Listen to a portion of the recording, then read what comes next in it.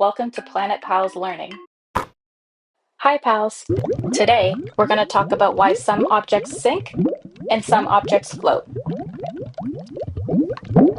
How can something so heavy like a boat still float? Do you know why? I actually know why. Let's get started. First, we need to know what density is. Density. It's a large word, but density means how heavy something is for its size.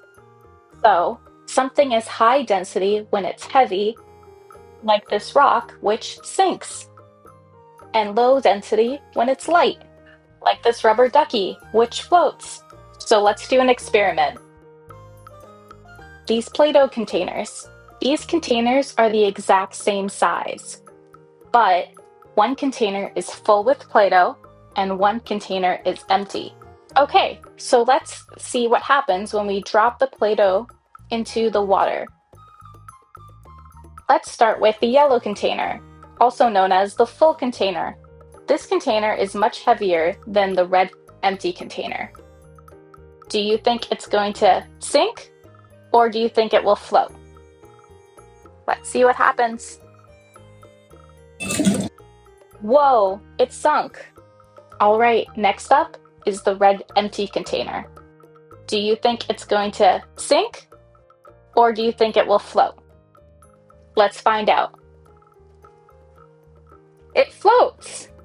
So why does it float? Well, the container with the play-doh inside is a lot heavier.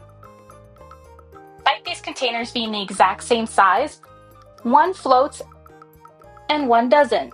That is because of density. One container is heavier despite its size. So, ships float because they're designed to be less dense than the water they displace.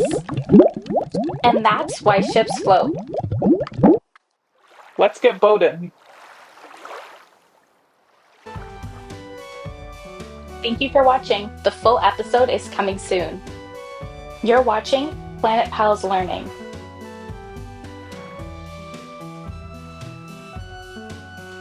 Oh, hi pals. Thanks for watching our YouTube video. Be sure to like and subscribe. Thank you.